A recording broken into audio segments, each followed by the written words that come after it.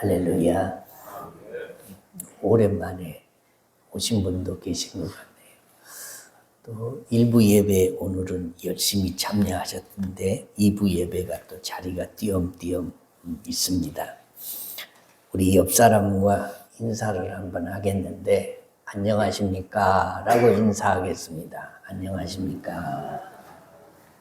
우리나라 사람들의 인사는 안녕하십니까? 안녕입니다. 안녕이라는 말은 그 한문으로 풀어보면 평안할 안자에다가 평안할 영자입니다. 그러니 아무 탈 없이 평안하십시오. 또 평안하십니까? 그런 뜻입니다.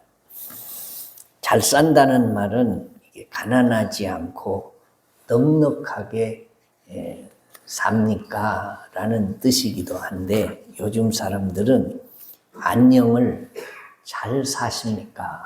돈 넉넉하게 풍족하게 사십니까? 그런 뜻으로 이해하는 사람들이 많습니다. 자본주의 사회나 공산주의 사회나 세상은 돈 위주로 굴러가고 이게 돌아갑니다. 그러니까 그렇게 생각할 수도 있습니다.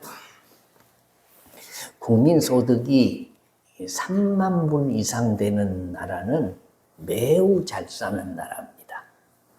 1945년 우리나라가 해방 당시 국민소득이 얼마였냐 통계를 보니까 45불이었습니다. 45불이라는 말은 1년에 국민 한 사람이 벌어들이는 소득이 이걸 우리나라 돈으로 환산을 해보면 58,500원 정도. 그러니까 그때 당시에는 우리나라 사람들이 한 달에 5,000원도 못 벌었다. 그런 말이 되는 것입니다. 환율이나 이 물가 상승률을 뺀다고 하더라도 매우 세계에서 최고의 빈국이었습니다.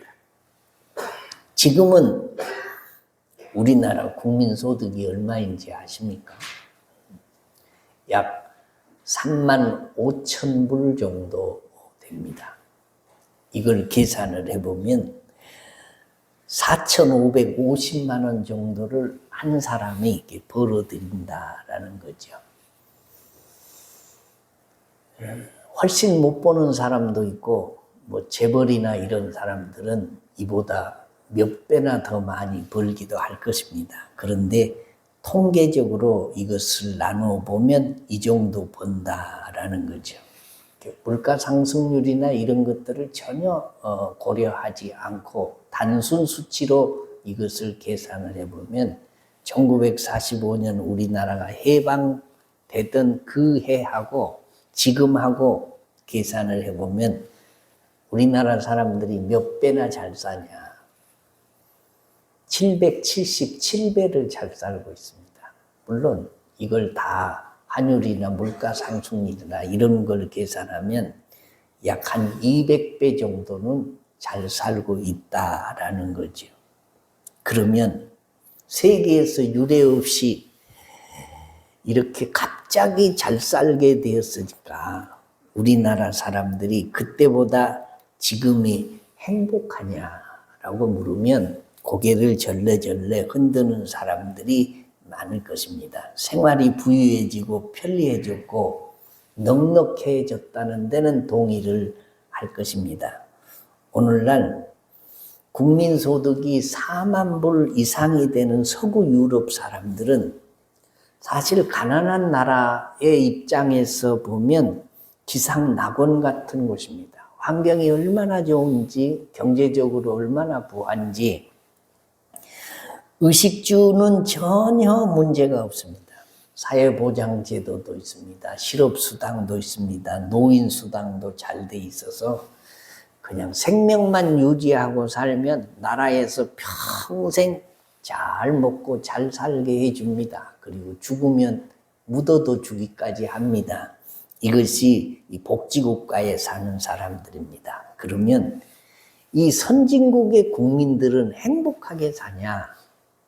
말 그대로 잘 사냐? 그렇지 않습니다. 우리가 잘 아는 대로 자살률이 가장 높은 나라 순으로 살펴보면 1위가 프랑스고 2위가 독일이고 그리고 일본이 3위고 미국이 4위고 그 다음에 5위가 어딘지 아십니까? 대한민국입니다. 세계에서 5번째로 못 살겠다고 발버둥 치다가 죽는 사람이 많은 나라가 우리 한국이다라는 거죠. 결론이 뭐냐? 이게 돈 많다고 안녕히 사는 게 아니다. 물질이 행복을 가져다 주는 게 아니다라는 대표적인 예입니다. 거창하게 얘기할 것이 없고요. 여러분들도 옛날에는 다 집 없이 살았습니다. 그냥 가장 가난하게 살았죠. 그런데 우리가 월세 살다가 또 전세 살다가 작지만 내 집을 하나 마련했습니다. 얼마나 기쁜지요. 세상을 다 얻은 것과 같은 마음입니다. 그래서 저녁에 잠도 안 오랐습니다. 그런데 그 기쁨이 얼마나 갔냐. 그 기쁨이 한 달 가고요, 6개월 가고요, 1년 가고요, 2년 가고요, 5년 가고 10년 간 사람 없습니다. 10년 동안 내가 적은 집 한 채 샀다라는 것 때문에 잠이 안 오고 그러면요, 이 사람 어디 가봐야 돼요. 저 청량리 쪽에 그 병원에 한번 가봐야 돼요. 남자들은 탈 것을 좋아합니다. 그래서 남자들이 자가용을 새 차를 사면요, 이게 기분이 날아갈 것 같습니다.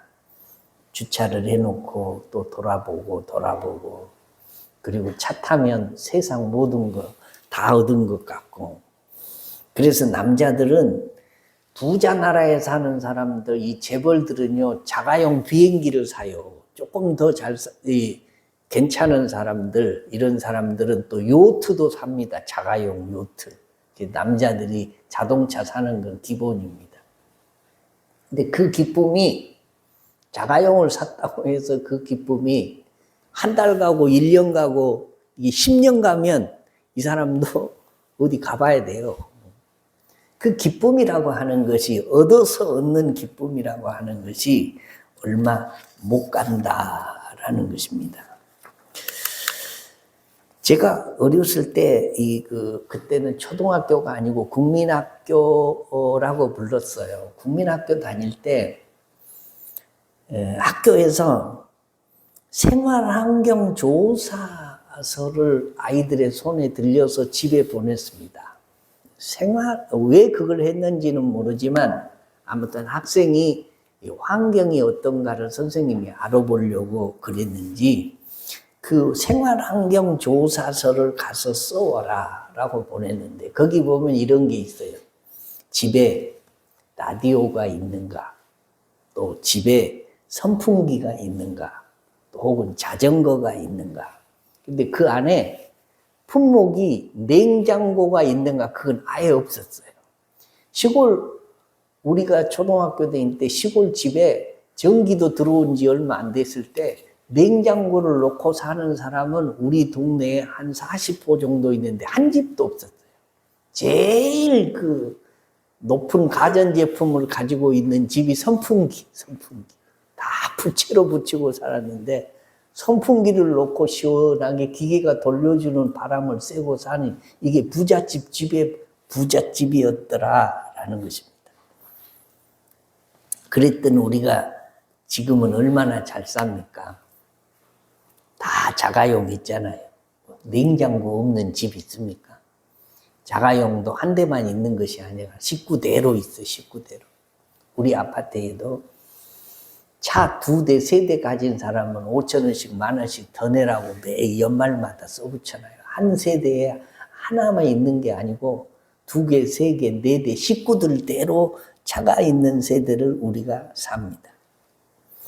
제가 신혼교회 부임하고 첫 안식년을 맞아서 동생이 살고 있는 그 미국에 여행을 한번 간 적이 있어요. 2주 동안. 한 20년 전이죠. 그러니까 2003년 정도가 되니까. 미국에 처음 갔는데 샌프란시스코나 또 LA 이런 데를 좀 둘러보는데 큰 다운타운의 번화가에서 한 2블럭 정도만 이게 벗어나면요.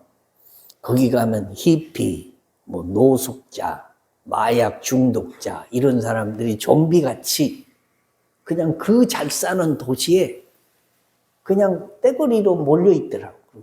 햇빛에 나와서 앉아 있고 그래서 무서워서 그쪽으로는 갈 수가 없어요. 제 생각에 그때 당시에 미국이 세상에서 아주 잘 사는 선진국인데 근데 보면 그 사람들이 다 영어를 해요. 영어를.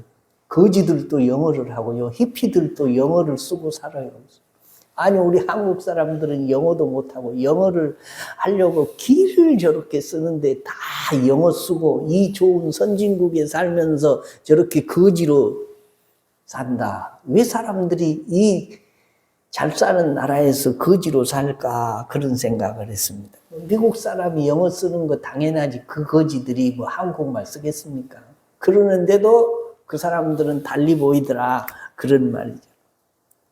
어쨌든 옛날에 비하면 우리가 얼마나 잘 삽니까? 얼마나 잘 먹고 잘 입고 삽니까? 우리가 어렸을 때는 3끼 중에 한 끼는 뭐 죽을 먹는다든지 누룽지를 끓여서 훌훌 마신다든지 한 끼는 이게 대체 음식으로 했습니다. 왜냐? 저녁을 안 먹고 자면 저녁에 배가 고파서 잠이 잘 안 오니까 뭔가 배를 이게 채워야 되니까 먹을 것은 없고 그래서 고구마나 누룽지나 뭐 죽을 써서 훌훌 마시고 살 때가 많았다라는 거예요.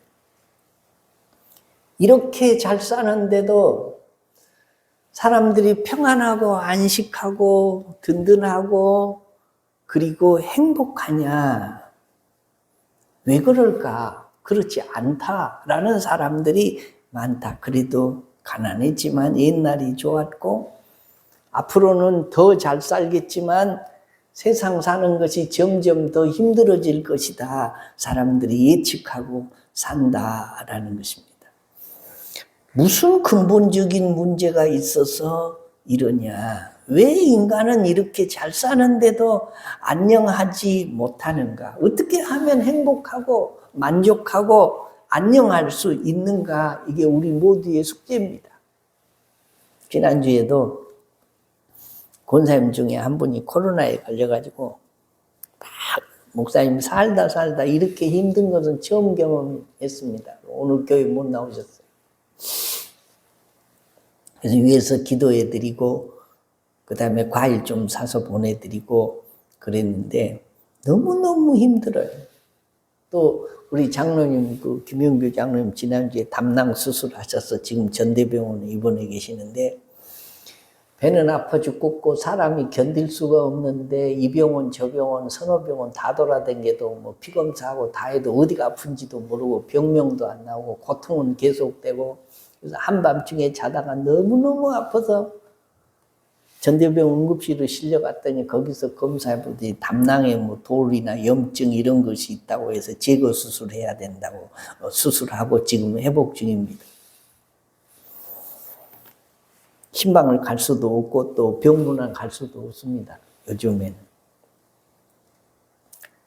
나무가 바로 서 있기를 원해도 바람이 가만히 두지를 않는 것과 같이 사람들이 다 안녕하기를 원하는데 안녕이 안 되는 세상을 살고 있습니다. 우리가 세상의 모든 문제는 우리 그리스도인들은 하나님의 말씀 안에서 찾아야 되는 줄로 믿으시면 아멘.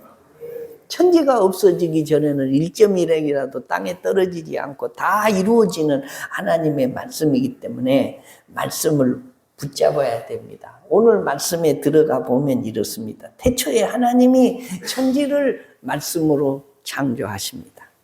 엿새 동안 다 창조하십니다. 빛과 궁창과 육지의 모든 식물과 해와 달과 별과 바다와 그 속의 고기들과 동물들과 그 다음에 마지막으로 인간까지 다 지어 놓으셨습니다. 그리고 마지막 날 7일째 되는 날 안식을 하셨다라는 것입니다. 여러분 창조가 중요하지만 안식은 창조의 절정이고 그 창조보다 더 중요한 것이 안식입니다. 그리고 하나님이 마지막 날에 쉬셨다라고 말씀해요. 안식을 하셨다라고 말씀합니다. 하나님에게 휴식이 필요하신가? 하나님도 일하다가 지치시는가? 하나님이 피곤하신가? 아닙니다. 하나님은 전지전능하신 분이십니다. 쉼이 전혀 필요가 없으신 분이십니다. 성경에 보면 하나님은 지금도 일하고 계시고 예수님도 지금도 일하고 계시다라고 말씀하시는데, 하나님이 일을 하시다가 쉬어버리면 이 세상이 말이 안 됩니다. 하나님이 이 세상을 운행하시고 섭리하시고 운영하시고 돌게 하시고 그렇게 하시는 분이 하나님이신데, 하나님이 일을 하시다가 마치 일을 하다가 아침에 태양이 떠오르게 하나님이 하셔야 되는데, 오늘은 하나님이 잠들어가지고 결국 태양이 안 떠버려. 잊어버렸어. 그러면 세상이 어떻게 되겠습니까? 깜깜한 암흑천지가 되죠. 하나님이 바람이 좀 불게 해야 되는데 하나님이 일을 쉬어 안 하셔. 그러면 이 세상은 아주 온갖 공에 가득 찌들어서 사람에게는 재앙이 온다라는 것입니다. 하나님은 열심히 일하시고, 예수님도 요한복음 5장 17절에 보면은 예수께서 그들에게 이르시되 내 아버지께서 이제까지 일하시니 나도 일한다 하시매, 하나님 아버지도 이제까지 계속 일하고 계시고 예수님도 일하고 계시다라고 말씀합니다. 그런데 하나님이 일을 하시고 쉬셨다, 안식하셨다라고 말씀하십니다. 그 이유는 하나님은 쉴 이유가 전혀 없으신 분이신데 우리 인생에게 쉬어야 할 것을 가르쳐 주시고, 쉬어야 복이 임하고, 쉬어야 안녕이 오고, 쉬어야 안식이 오고, 쉬어야 행복을 느낄 수 있는 것이니까 우리에게 안식을 본을 보여주시기 위해서 하나님이 쉬셨다라는 것입니다. 구약에는 안식일을 지켰습니다. 그러니까 금요일 해질 때부터 토요일 해질 때까지를 안식일이라고 하거든요. 신약 시대에는 주일을 지킵니다. 지금 우리의 주일을 말하는 거죠. 그런데 구약 시대의 안식일은 창조의 기념일입니다. 하나님이 세상을 창조하셨다라는 것을 기념하기 위해서 안식일을 지키고, 신약의 주일은 구원의 기념일입니다. 예수님이 십자가 위에서 못 박혀 죽으시고 그리고 사흘 만에 다시 살아나신 부활의 기념일이죠. 그래서 신약의 주일은 구원의 기념일로 지키는 겁니다. 그런데 여러분, 구원이 뭔지 아십니까? 구원은 안식입니다. 동의하시면 아멘. 구원을 얻으면 우리가 이 세상에서도 주님 품 안에서 평안과 안식과 안녕을 누리다가 이 세상을 떠나면 영원한 안식에 들어가는 겁니다. 구원 얻지 못한 사람은 안식이 없어요. 쉼이 없어요. 이 땅에서도 마찬가지지만 이 세상 떠나는 순간 그들은 쉴 수 없는 지옥에 들어가는 겁니다. 영원토록 안식이 없는 곳에서 고통을 당하는 것이 불신자의 삶이다라는 겁니다. 그래서 하나님은 안식은 쉼인데 평안이고 휴식이고 안녕이고 행복이라는 것을 우리에게 보여주시기 위해서 일곱째 날을 구별하셔서 그 날을 복 주셨다. 다른 엿새와 똑같아서는 안 되는 날이 일곱째 날입니다. 다른 6일과는 전혀 다른 날입니다. 하나님이 정하신 특별한 날입니다. 그래서 이 날에는 다른 것이 끼어들게 하면 안 되는 날입니다. 오늘 2절에 일곱째 날에 마치시니 그가 하시던 일을 그치고 라고 했습니다. 쉼이라는 말은 무엇으로부터 중단한다는 뜻입니다. 그래서 안식의 첫 출발은 멈춤입니다. 6일까지는 일을 하고 7일째는 멈춰야 됩니다. 그런데 일을 하다 보면 멈추는 일이 쉽지가 않습니다. 일이라는 것은 아무리 해도 끝이 없습니다. 일은 해도 쌓이는 것입니다. 여러분이 일평생 동안 일을 얼마나 하다가 세상을 떠날 것 같습니까? 내가 한 일이 많겠습니까? 못한 일이 많겠습니까? 내가 이 세상에 사는 동안 하는 일이라는 것은 알고 보면 조족지혈류 세 발의 피요. 못하고 죽는 일이 몇 만 배가 더 많지. 내가 하는 일이라고 하는 것은 고작 해봐야 내 삶 속에 있는 그저 자질구리한 거, 직장 생활한 거, 그것도 내가 하는 일은 1000만분의 1도 될까 말까 한다라는 것입니다. 가장 불쌍한 사람이 누구냐? 일 많이 하다가 죽겠다고 죽도록 일하다 죽어버린 사람이 가장 불쌍한 사람이에요. 잘 쉬려면 하루를 구별해야 된다. 일과 일 사이에 칸막이를 쳐야 된다라는 것입니다. 마태복음 6장 34절에 그러므로 내일 일을 위하여 염려하지 말라. 내일 일은 내일 염려할 것이요 한날의 괴로움은 그날의 족하니라 라고 말씀하는데, 내일 일을 오늘 시간에 끌고 들어오지 말라는 거예요. 오늘과 내일의 시간의 경계선을 정확히 긋고 살아라는 거지요. 쉼을 좀 누리라라는 겁니다. 육체적인 활동을 주로 하는 분들은 이 육체가 좀 쉬어야 됩니다. 정신적인 노동을 하는 사람들은 잠시 멈추고 대신 운동하거나 이 육체적인 일을 할 필요가 있습니다. 영적인 활동을 하는 사람들은 영적인 일로부터 종종 물러서는 일이 필요할 때가 있습니다. 목사도 쉬어야 할 때가 있습니다. 교인들이 생각을 할 때는 그런 생각을 할 때가 있습니다.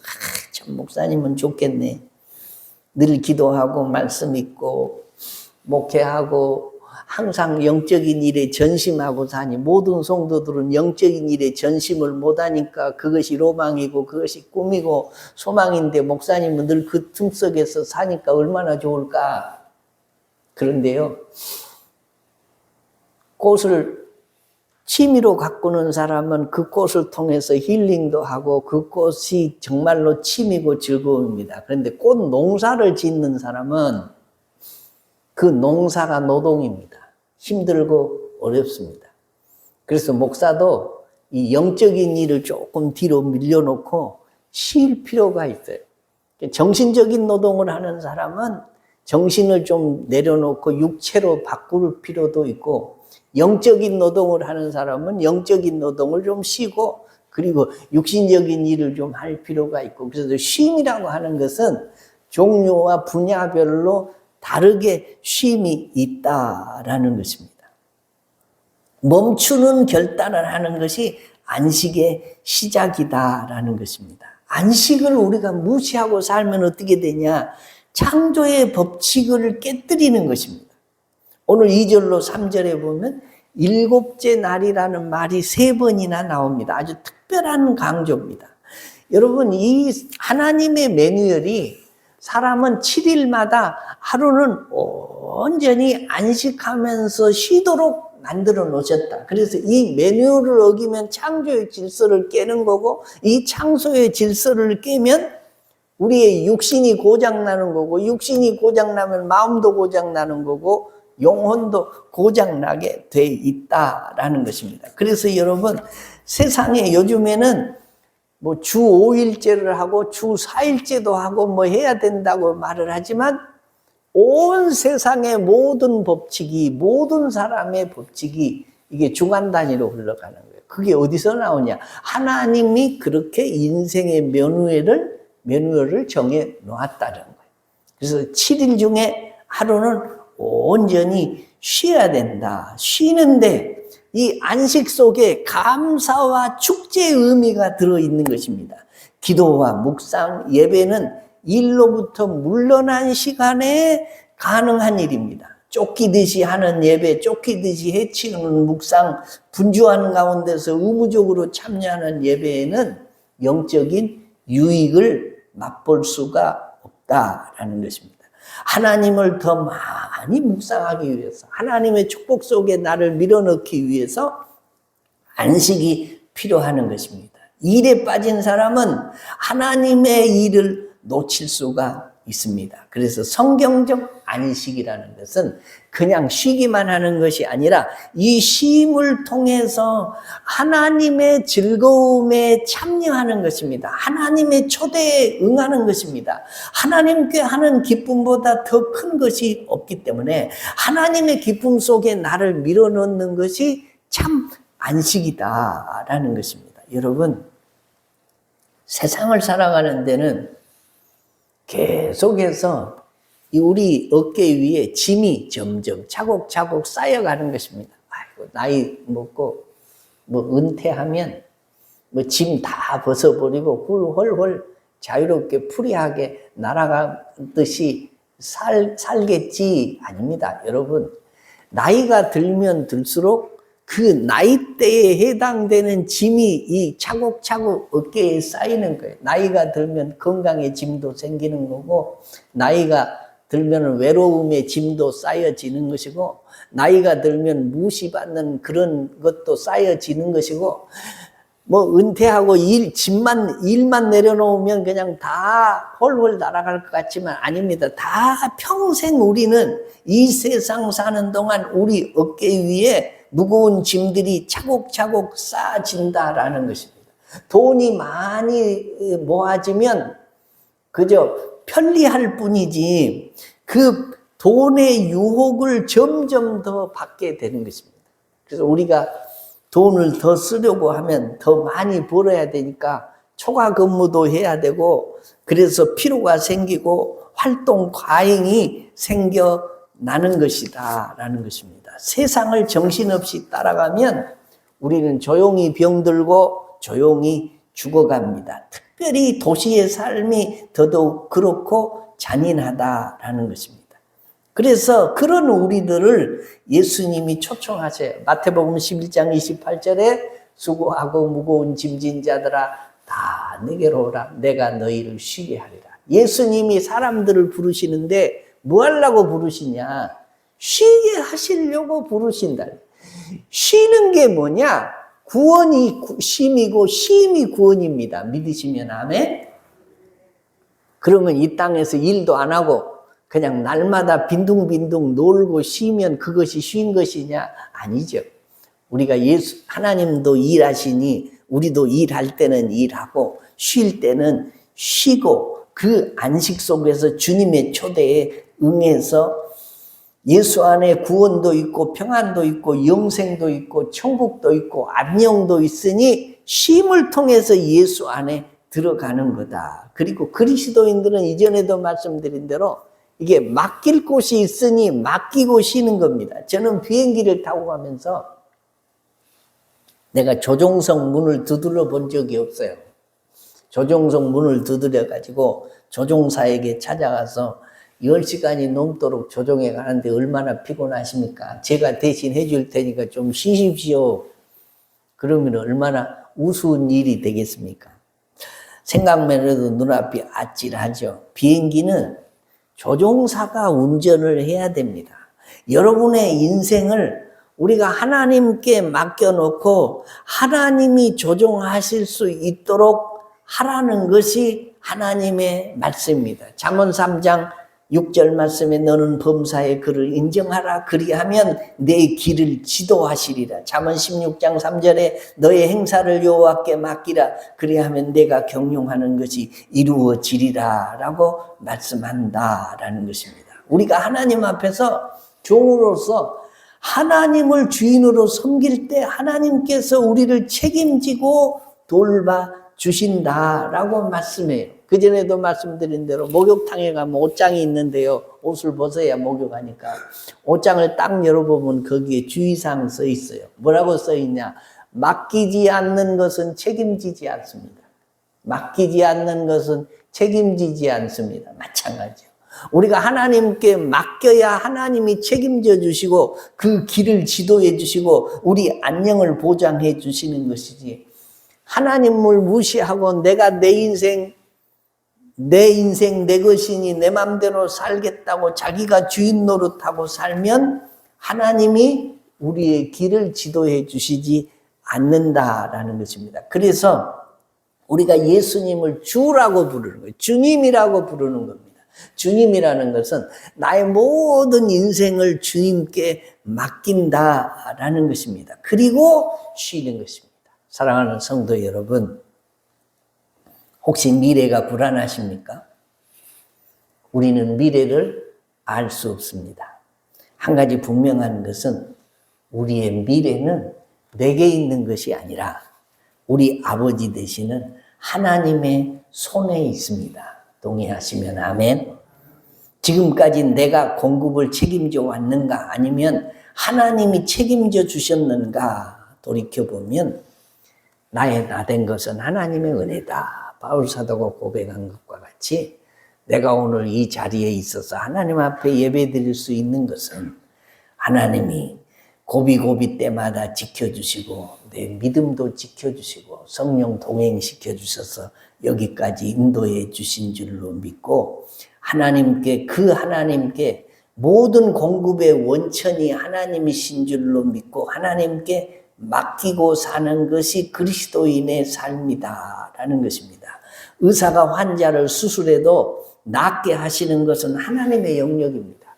99% 우리가 노력을 해도 1% 인간의 손이 닿지 않는 영역에서 무슨 일이 벌어질지 우리는 모릅니다. 그 1%라고 해도 하나님이 간섭해 주시지 않으시면 우리는 안녕할 수 없고 안식을 누릴 수 없다는 사실입니다. 때문에 우리는 하나님의 손에 모든 것을 맡기는 것이 뭐냐? 이래야 되는 날 안식하고 쉬고 그 하나님 앞에 그 안식에 내가 들어가는 것입니다. 사랑하는 성도 여러분, 안식의 영성이 구원의 영성입니다.